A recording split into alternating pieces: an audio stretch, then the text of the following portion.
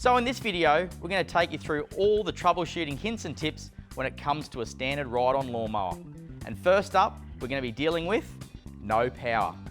Now, when I turn the ignition on, what we should see is the battery indicator light up. If we don't, there's another issue, so let's check out what it could be. So under the seat, we have a black panel that we can actually remove. And what this is going to show me is where the batteries are located. And underneath here, we have our main source of power, which is our Anderson plug. And we need to make sure that that's connected firmly for this machine to work. Now, I've plugged that in and the battery indicator is still not turning on. So, what else could it be?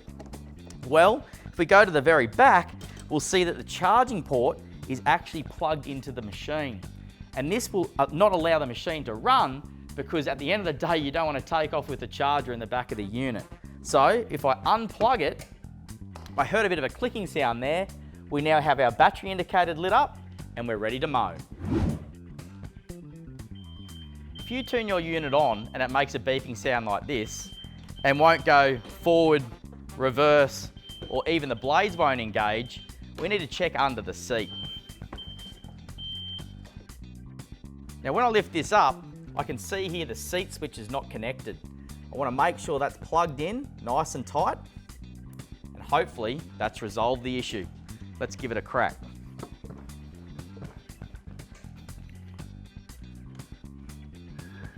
Perfect.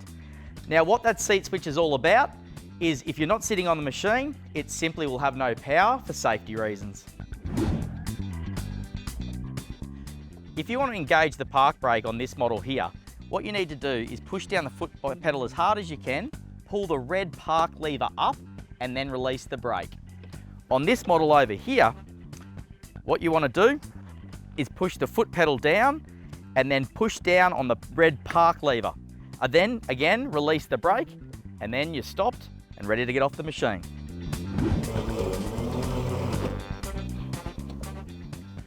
If your mower just suddenly cuts out like that, it's probably because you're trying to mow too low for the conditions. Rule of thumb is 1/3 is absolute maximum that you can take off the grass. So all you need to do is put the deck up a little higher, turn the blades back on, and away you go.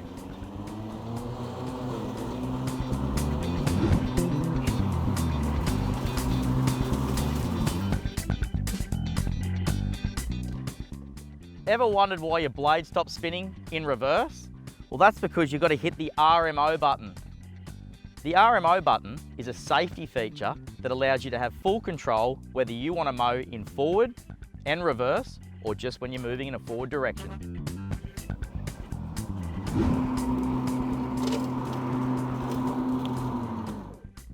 Are you noticing that the grass isn't coming out the side like it should?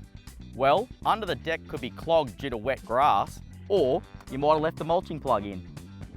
If you have a model with a catcher and you're finding little to no grass, it could be one of two things. First of all, are you using the correct blades and are they in good condition? The second, there could be a blockage within the tube.